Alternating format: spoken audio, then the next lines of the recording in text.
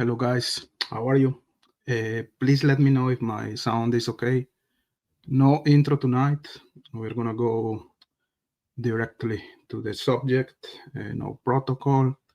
I just want to know, guys, if my sound is good or not. So please let me know that in the channel. I can see Elizabeth Park here tonight. No, not tonight. This afternoon, and Anna Lisette as well. How are you, Anna? Uh, Today we're going to talk about some social experiments or psychological concepts that, in my opinion, they are applied or they can be applied to the Delphi's community. I think there are a lot of hypocrisy here, and I just want to talk about it today. This is the first day of the winter officially here. Um, The snow started today. It was snowing outside. The days are shorter. And, anyways, also, I'm going to my country tonight. My flight is tonight at around 10 o'clock. So I'm going to Colombia. So this streaming may be the last streaming of this month from Canada. The next ones are going to be from Colombia, Medellin, my city. So this is my video support. I put like a collection of different concepts I want to talk about, and I'm gonna do some extrapolation to the Delphi community. Maybe you're gonna say it's a wild extrapolation. You're gonna tell me if it makes sense or not. I think it makes sense, but I just want to share these thoughts with you guys. Again, please let me know in the chat if the sound is okay. So I'm just gonna start with the video. I'm gonna stop from time to time to talk about the clips I'm gonna present, and also to see what are your opinions about this. So I'll do it.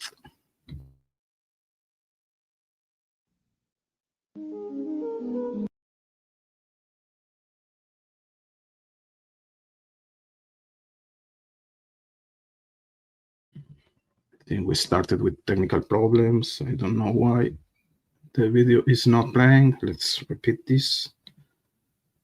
Let's try again.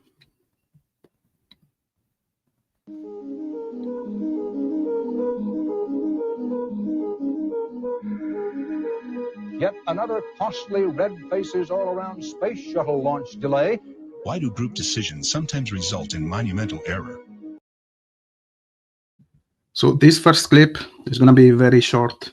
It's about group think and how catastrophic can be a situation where group thinking occurs.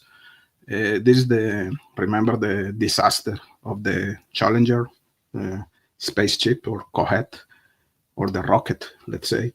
So this is just a short clip of maybe 2 minutes about how an echo chamber led to the disaster of the Challenger. So let's continue. What drives groups to make decisions against their better judgment? Using the story of the Space Shuttle Challenger, this video explores the phenomenon of groupthink, in which group members seek unanimous agreement despite their own individual doubts. Since Flight 17, we know something we didn't know before. The primary O-ring can fail completely. The shuttle has flown 19 times, and it's come back 19 times. Our job isn't to run around like Chicken Little hollering the sky is falling. It's to keep that shuttle flying. Dr. James K. Esser identifies the 8 symptoms of groupthink.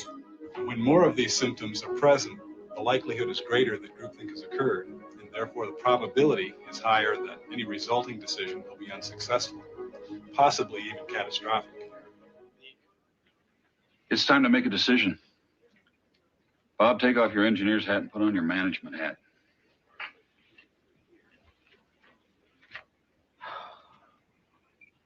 Does anyone in the loop have a different position?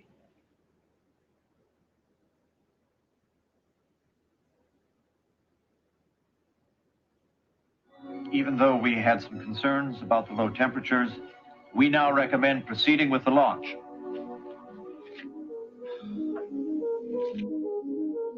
With this powerful video, viewers will learn how to avoid unwanted organizational actions by making decisions that truly reflect a team consensus. Do you think there are over or under? So that first video is just to show how when you are part of an echo chamber and you are scared of telling your opinions or telling your ideas, that situation can lead to a catastrophic situation. So those guys were part of the whole technical committee, let's say, in regards of the Challenger rocket. Some of them were not, how can I say, comfortable with allowing the Challenger to go to the space because some technical problems related to the temperature of some, I guess is the fuel system or something like that. But they were scared of telling their opinions, and we know what happened there. The Challenger was destroyed in multiple pieces right after flying to the space. So in this community in Delphi, there are echo chambers, and some people, I'm not going to say everyone, but a lot of people, they prefer to keep their opinions for themselves, to not to be attacked or mocked by the other people that are handling that echo chamber. And I can say that this happens in both sides, in the pro-prosecution side and in the pro-Allen side. Some content creators, they promote that type of groupthink. If they disagree, or if they have a theory and you disagree with their theories, they're gonna kill you. They're gonna call you a child killer supporter. They're gonna kill you a Satanist. They're gonna say that you are evil. So some people prefer not to express their opinions in order to stay in that mini community. And the same thing can happen in the other side. If you think that Richard Allen is involved or guilty, they're gonna call you guilty. So it's something that happens in both sides of this community, in my opinion. How are you, Kit? The next clip we're gonna see here is I found it really, really cool, really interesting, how the initial theory can be the initial theory you hear about anything, but let's say about a crime case, you're gonna tend to stay with that theory in your mind. It's something really interesting. It's something that is in our brains. So if the first theory we learned was that Richard Allen was the guy, that can stay in your mind. It's gonna be difficult to change your ideas, even if you learn some new information or some new evidence. So this is gonna take maybe 4 minutes, but I found this clip really, really cool. I don't know if you're gonna like it. So let's do it. It's gonna take 2 minutes, no, 3 minutes maybe. So let's do it. 6,000 jelly beans in this jar. How many jelly beans do you think there are exactly? Write your answer down. This is Why Are We All So Stupid? The show that explores the cognitive biases that lead us to make irrational decisions. I'm Sarah Silverstein. And I'm Adam Grant.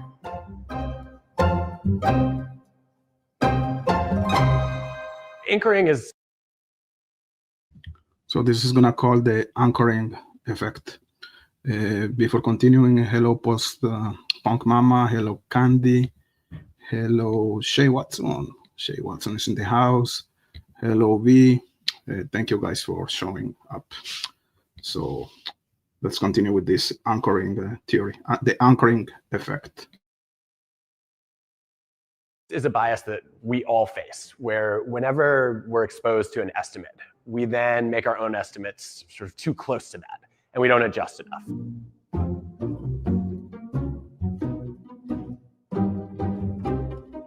So, when you think about setting salaries, you're unduly influenced by last year's salaries. When you think about budgets, right? Whatever your budget was the previous year, that serves as an anchor that sort of pulls you in that direction, even if last year's economy or market was nothing like this year's. Today, we're interested in jelly beans. We are going to get a lot of jelly beans. We're going to fill a candy jar and see how good people are at guessing the number of jelly beans in the jar.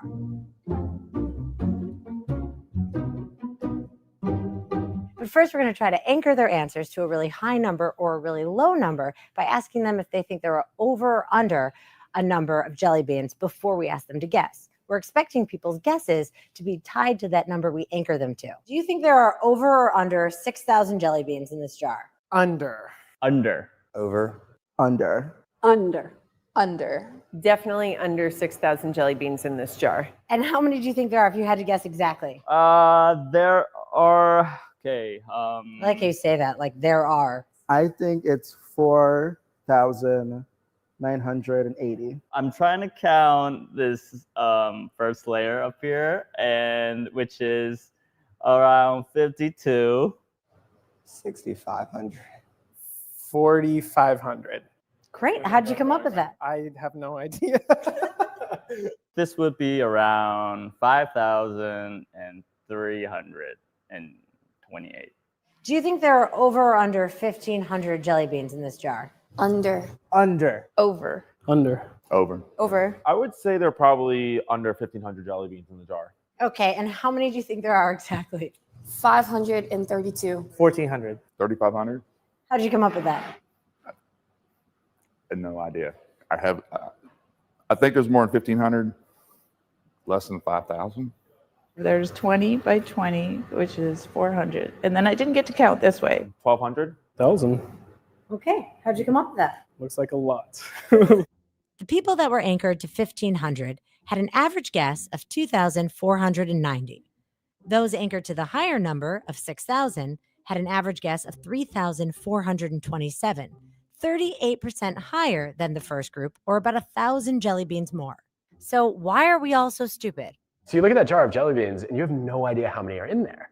And so the moment you hear an estimate, you start to say, okay, well, maybe that's in the ballpark, right? It's kind of like being on Who Wants to Be a Millionaire and hearing, oh, I asked the audience, this is what they think. Now I'm going to adjust whatever my estimate is according to that. So in negotiations. So just a quick stop here. In my opinion, this is what happened with the that be a gun situation. Once that information is put in your brain, a lot of people, and I include myself, because that's what I hear. I know it doesn't make sense, but just to continue with the context of the anchoring effect, is the same thing, And actually, I did my own experiment. I sent the video of the girls on the bridge to a lot of friends, and none of them were able to listen to or to hear that sentence, that be a gun, or that is the path we go down. They don't know anything about the case. They are not listening they are not hearing what we hear. This is really special in my opinion. So I can do the correlation between that and the anchoring effect. So this clip is gonna end soon, and we're gonna go with another concept in 1 minute. The evidence is really strong that if I want to know who's going to win the negotiation, what I want to know is who made the first offer and how high or low is it. So every dollar higher that the first offer is, on average, translates to about 50 cents more that you get in the final deal. And when I talk with executives about this, they're like, no, I don't want to make the first offer. I don't want to tip my hand before I see your cards. But you forget that the anchor, that first offer, is a chance to set the terms, right? And sort of take charge, right? You determine the tone of the negotiation. And so, I have people say, well, I'm not prepared to make the first offer. And my response to that is, then you're not prepared to negotiate. You don't have to make the first offer, right? But you want to be in a position where you can anchor the deal in a realm that fits for your goals. And so we see this a lot in salary negotiations. We also see it in real estate negotiations. Is there any way to offset the effects of anchoring when you're in negotiation? So I had a chance to test this out. For years, I would teach about anchoring, and students would ask about counter anchoring. And so one of these classes, I was about to lease a new car. And I went in and I said, all right, this is a chance to put my money where my mouth is and practice one of the things that I've been teaching that has evidence behind it, which is one of the best things you can do when someone anchors you is you can just label the behavior and test your own understanding. And so, I go in, I have a particular car picked out, and I say, what's the price on this? And the guy throws out a number that I know is, at least $100 a month more than it should be after doing my homework. And so I just look at him for a second and I say, it seems like you're using this technique called anchoring, where you come in with an extreme first offer in the hopes of pulling me more in your direction. That's not what you're doing, is it? You must be a difficult person to do business with. I hope not, but I just sat there and waited. Mm-hmm. And we have chosen two similar wines that cost the same.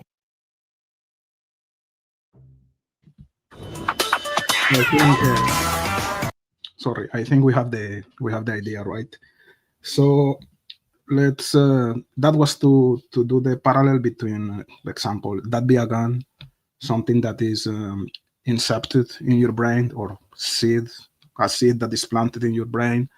So your brain is gonna operate in that particular way. Also, if the first theory you heard was that Richard Allen was guilty, then it's gonna be difficult for you to change your opinion, even if you learn some new theories, let's say. So the next experiment is really cool.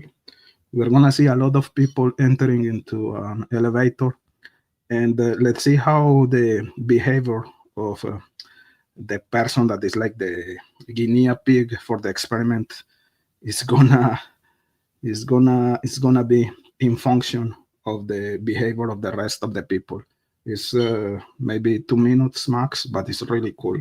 And again, I can do the parallel with echo chambers, how your own opinion can be influenced by the opinion of the rest of the people being part of that echo chamber. So it's gonna be 2 minutes max.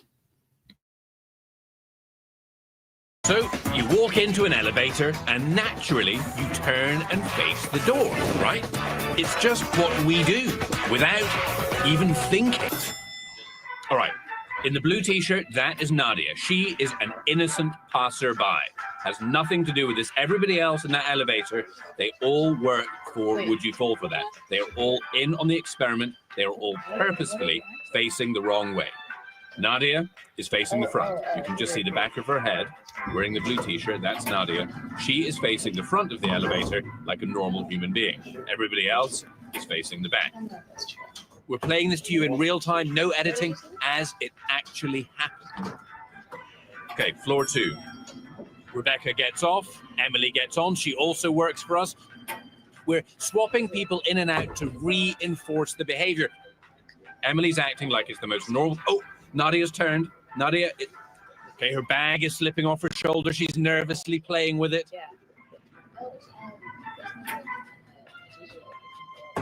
Nadia is now halfway round. Will she go any further? Emily gets off. Mike gets on. Again, Mike works for the show. Presses his button, faces the back like it's the most normal thing in the world, like he does it every day. Nadia is really feeling the pressure right now. I'm not going to see anyone else. Scott's making some small talk. He was in celebrity rehab, I think. Yeah. She's looking towards the back of the elevator because everybody else is. Floor 4. I love the 4th floor. Mike gets off. Lauren gets on. Lauren also works for us. She's in. Oh, and Nadia has gone. The 4th floor. Nadia has turned all the way around. She's looking at the back of the elevator. That is not normal human behavior. Nadia is looking at the back of the elevator purely because everybody else is. Okay, you've seen it in real time. Let's play that for you again in fast forward. Nadia, turning, turn.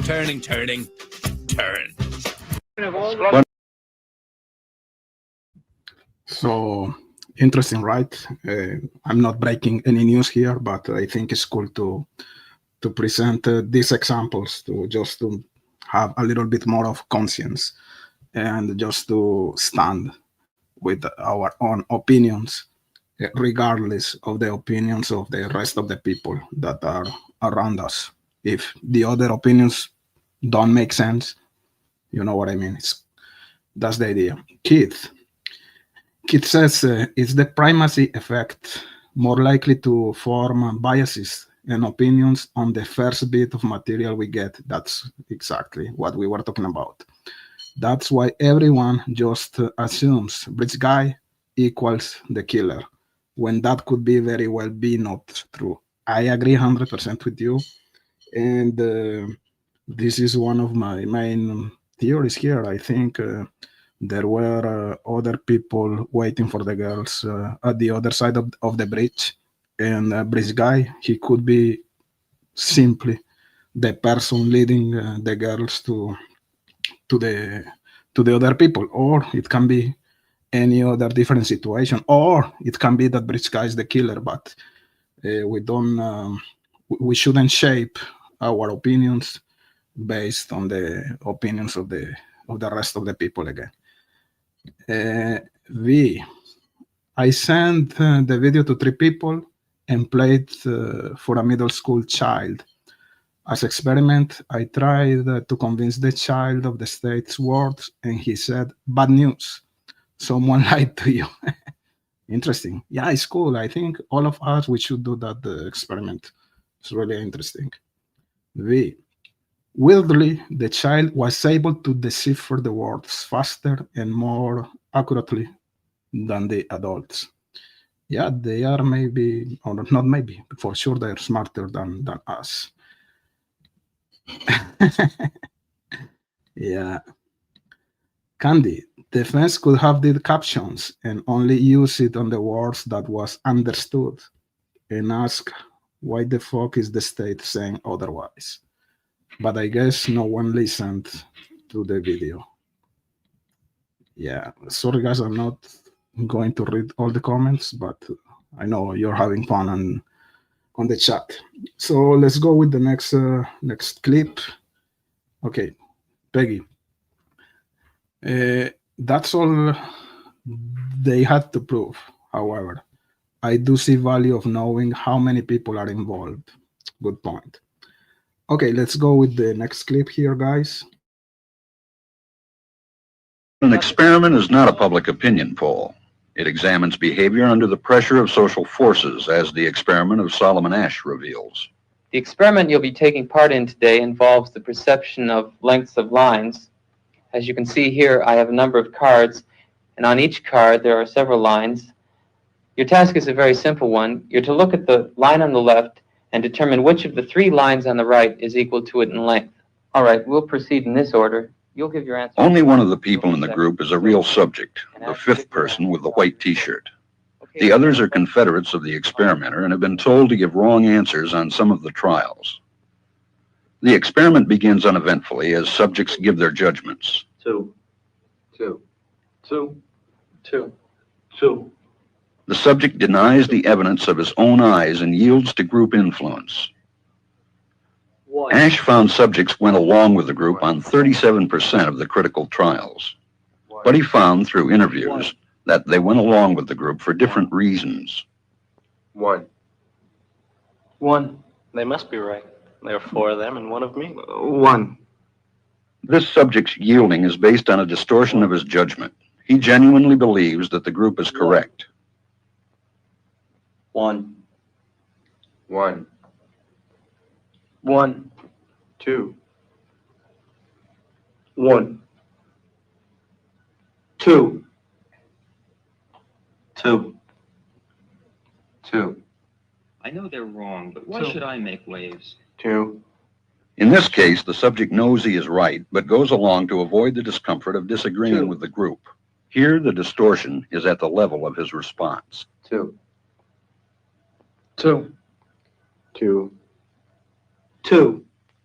In the previous experiment, the naive subject stood alone against the group. In this variation, Ash gave the naive subject a partner, here seated in the third position, who also gives the correct response. 1. 1. 2. 1. 2. With a partner, yielding drops to only 5% of the critical trials compared to 37% without a partner. Although subjects report warmth and good feeling toward the partner, they typically deny that he played a role in their own independence. The partnership variation shows that much of the power of the group came not merely from its numbers, but from the unanimity of its opposition. When that unanimity is punctured, the group's power is greatly reduced. Sometimes we go along with a group because what they say convinces us they are right. This is called informational conformity. But sometimes we conform because we are apprehensive that the group will disapprove if we are deviant. This is called normative conformity. The strength of the normative factor is shown in another variation carried out by Ash. In this variation, the subject is told that because he had arrived late, he would have to write his answers. Subjects in this private response experiment are exposed to the same amount of misleading information as other subjects, but they are immune from any possible criticism by the group. 1. 1. 1. And this enormously reduces the pressure to conform. Conformity drops by 2/3. Ash's experiment is a classic. It reveals how people will deny what they see and submit to group pressure. It allows us not only to observe conformity, but to study the conditions that increase or reduce its occurrence. Wouldn't that be a lovely thing to have? Okay, that was an example of groupthink. Again, we can not be able to stand with our opinions because of the pressure of the group we are part of. So I know that the natural situation is that you're going to have affinity with the people that are thinking like you, let's say. And that's why we have some different groups in this community. It's normal. But the message here, I'm no one to to give any message, let's say, but if at one point a person of that group changes their opinion, don't mock him, don't mock her, try to understand their reasons, and I think we can get along even if we have different opinions, because it happens. People are scared of telling their opinions because of the pressure of that group. Not everyone, not all of them, but it happens. So as Peggy was saying, or V, I don't know, that could be the situation that happened in a jury. You know, a juror can be convinced that Richard Allen is innocent, but if the rest of the jurors are pouring pressure to make the guilt verdict, maybe that single juror is gonna accept that situation just because he or she is gonna be scared of the rest of the opinions, or to feel stupid, or to feel I don't know, vulnerable. I don't know. That's my my message here, if I can call it like that. So this is gonna be a clip from Jordan Peterson. I love Jordan Peterson. I loved in the past tense. Today he became a crybaby. I don't know why, what happened to him, but anyway, he's bright. He's from here, from Canada, and he's gonna talk about something that I really wanted to touch tonight, because I'm not gonna say I felt attacked, but I felt, you know what happened the other time when we were talking about the Brad Weber's ban, and I told Sleuth Intuition that he was wrong because he was not understanding the 2:50 p.m. situation, and he was pissed. And then he made a video where he called all of my viewers dumb people. He told me that I'm not a bright person, which I agree with him. But it was like a bad taste message from him. And this clip from Jordan Peterson is in that sense. So I don't know if you're going to understand my point here, but it's going to take 2 minutes. And then I'm going to come back to the chat here, guys. Have on your side. So imagine that you're so virtuous in your pursuits that you are now entitled to do absolutely anything to anyone whenever you want. I mean, if you have that kind of cognitive structure, I mean, first of all, you're not very self-reflective. It's like, do I really think that I'm so ethical that I can give myself a free hand to do anything? And so I'm increasingly skeptical about large-scale ethical claims of that sort. You know, well, this is so important that. Well, that what exactly? Well, it depends on how important it is. And well, climate change is a good example of that. Well, if it's the ultimate environmental catastrophe everywhere and it's going to happen within 20 years, then, well, we should do everything. Well, okay, let's get detailed about this. Does that mean we get to beat up Andy Ngo if he's not that happy about climate change? Well, he's just one guy, you know, and it's a planet we're talking about here. You know, and that's independent in some sense of whether there are warranted concerns on the environmental front. I know there are. Like the oceans are overfished, for example. That's not a good thing. It's stupid. We should stop doing it. But it's this moral license that goes along with this claim to virtue that really scares the hell out of me. And it's also the fact that you can instantly demonize your enemies, because if you're so virtuous that everything is justified, then anyone who opposes you is virtually Satan themselves. An excuse. And that's exactly what he does. If you disagree with his opinions, and that's the words he uses. You are evil, you are a Satanist, you are in the dark side of the moon, just because you disagree with him. This is people pretending to be the moral lighthouses of this community. I don't care if you believe that Richard Allen is guilty. You have your own ideas, your own theories. If you are respectful and if you are able to explain why, perfect. If you think the opposite, that Richard Allen is innocent, and you have your ideas and you have your opinions and you have your arguments to explain your theory in a respectful way, perfect. But when this creator called me that I'm not a bright person just because I disagree with his opinions, and it's not because he called me not bright, but he called my viewers, and that was pissed me off, dumb people. And in my opinion, he's the one being wrong in that angle. He doesn't understand the Brad Weber situation properly, or at least he could keep an open door in that situation. He cannot say that the 250 situation is just a matter of a wrong timing with the camera, because we know that the Brad Weber's phone pinged at 250 when he arrived home, and that was a Wi-Fi situation here. So he takes moral licenses. He can explain the weirdest theories here in this case, and this is fine. And this is fine with me. Those are your fucking theories. But when I disagree with you, don't call me dumb, and don't call my viewers dumb, please. It's just stupid. Moral licenses, people pretending to be the moral lighthouses of this community. You are not that virtuous. You know what I mean? So stop being that arrogant. It's just, it pissed me off, seriously.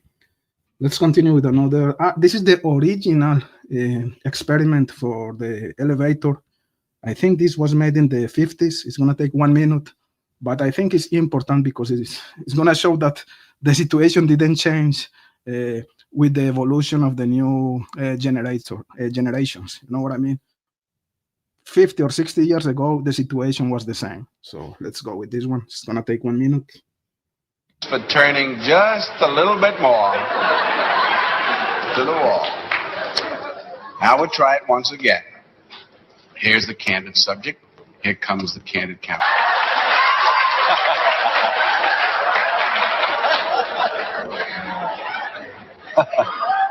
Here's a fella with his hat on in the elevator. First, he makes a full turn to the rear, and Charlie closes the door. A moment later, we'll open the door. Everybody's changed positions.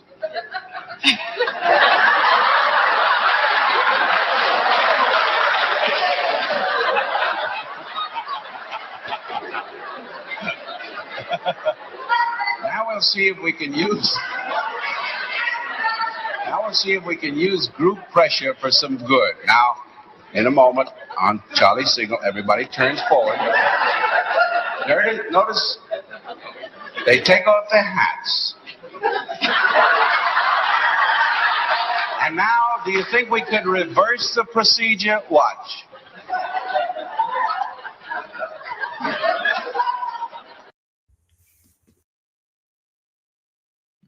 So that was the original clip from the 50s, I think. It was even funnier. I'm gonna stop for one moment here to read your comments. Candy, I feel like out of 12 jurors, there will be a conscious. They might have to speak up eventually, only because I believe there are more good people than bad, unless they picked 12 cons. Yeah, good point. V, Jordan Peterson has no emotional regulation now because he broke his brain with benzo addiction. Yeah, I heard something about that. This is bad because to me, he's one of the brightest minds of this generation for sure. He was. Now he's not the same. But anyways, I keep the previous version of Jordan Peterson. Peggy, I would like to know what the one juror that was dismissed thinks. Yeah, interesting.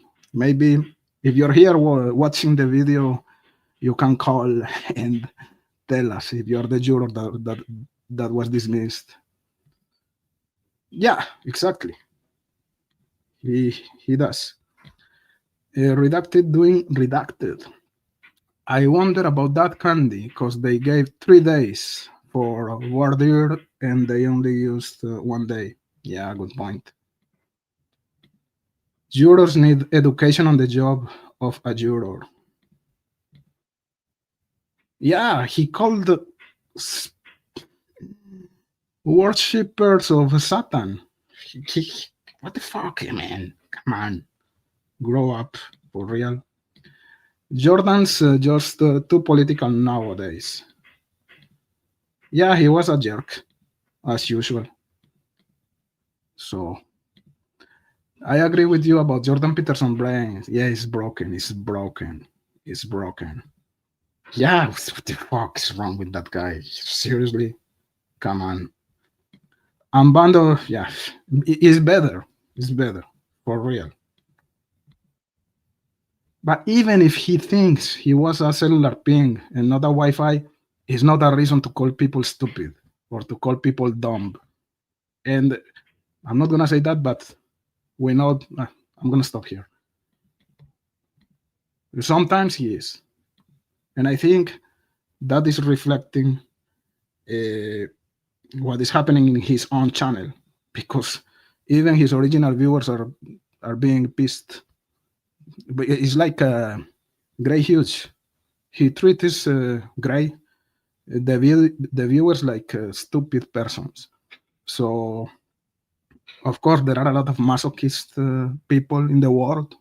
They stay with them. But in my opinion, he doesn't rectify the way he treated the viewers. He's just going to destroy his own work. And he's good, but sometimes it's just very stupid. Very stupid, for real.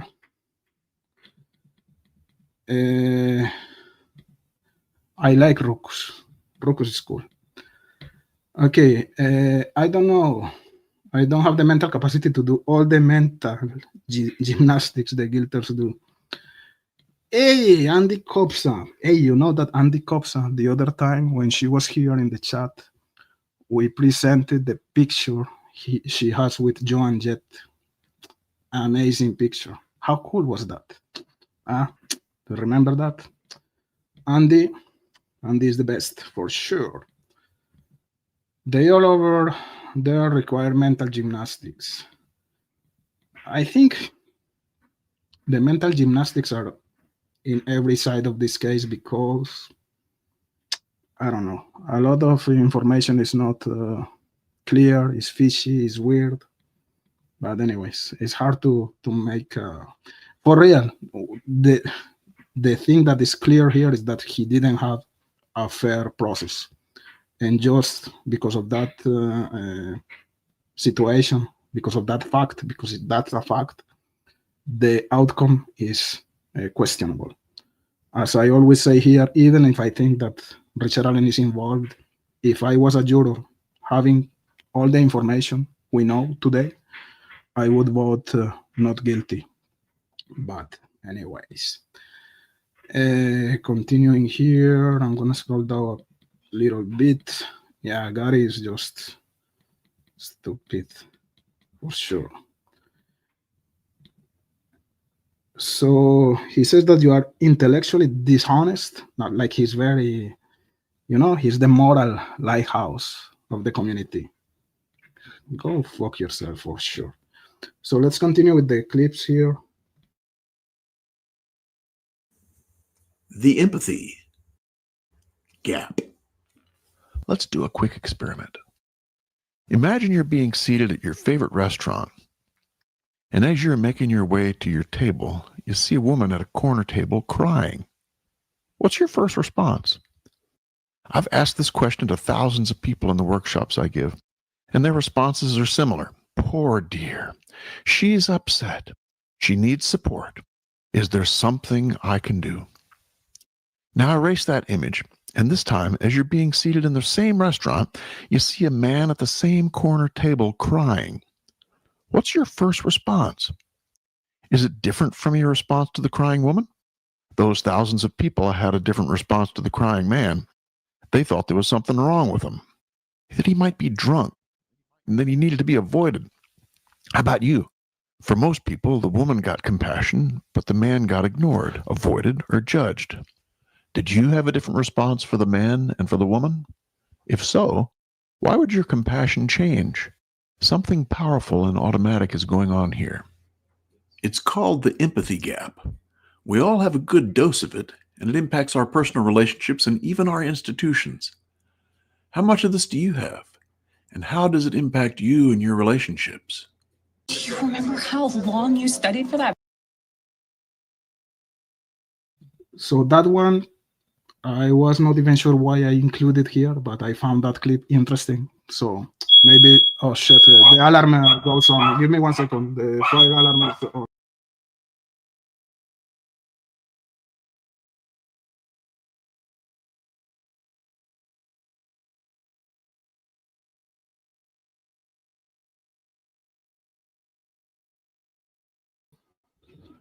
Sorry, guys. Okay. So this is the last clip here, and this is interesting. Is like when you are so invested in something, you don't want to stop until the situation is solved, until you have a resolution, even if that path leads you to your own destruction. Let's say I'm being so exaggerated here, but maybe we are dreamers.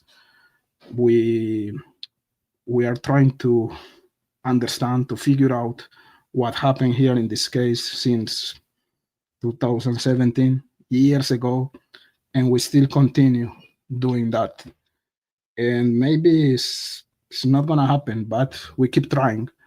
So let's watch the video. So there are 2 clips about that, from Better Call Saul and from this comedy Seinfeld, just to illustrate that situation. So it's gonna take 2 minutes max, and this is gonna be the last clip. Then I'm gonna come back to the chat. Bar, how hard you worked, all that effort. Just gonna toss it away? That's the sunk cost fallacy. Wait, the what? The fallacy of sunk cost. It's what gamblers do. They throw good money after bad, thinking they can turn their luck around. It's like, I've already spent this much money or time or whatever. I gotta keep going. No, there's no reward at the end of this game. Hey. Oh, nothing for me. I'm going to Atomic Sub later. Atomic Sub? Why are you eating there? I get a card and they stamp it every time I buy a sub. 24 stamps and I become a submarine captain. What does that mean? Free sub. Oh, I can't believe it. I've lost my Atomic Sub card. I've eaten 23 bad subs. I just need one more. It's like a long, bad movie, but you want to see the end of it? Now you walk out. All right, then it's like a boring book, but you gotta finish it. No, you wait for the movie. I want that free sub. You're still trying to get that free sub? Hey, I have spent a lot of time and I have eaten a lot of crap to get to where I am today. And I am not throwing it all away now. Is there a captain's hat involved in this? Maybe. So that's all, guys. I don't know if you got the point. I'm not gonna comment in the last clip. I'm just gonna let that for you guys take your own conclusions. Let me know if you enjoyed the streaming today. I think those social experiments are really applicable to the Delphi community. So I think you were very active in the chat, all of you guys. So I think you enjoyed the content today. Peggy, it's very unfortunate there is a conflict between the two of you due to the fact you probably agree on more important things that you disagree on. Yeah, I agree with you. But when someone is a jerk, I'm not gonna stay silent, especially when he messes with my viewers. I'm not going to his chat to be a troll and to call dumb to his dumb people to his viewers. So I didn't start that. And anyways, I needed I had the need to talk about it. So whatever. Guys, please hit the like. I think I'm gonna stop here. I have to pack. Next live is gonna be from Colombia, so I'm gonna take my plane tonight. Thank you for being here today, guys. It was really cool to have you in the chat. And if you are catching the replay, please let the comment in the comment section. See you from South America next time, guys. Stay safe. Bye-bye.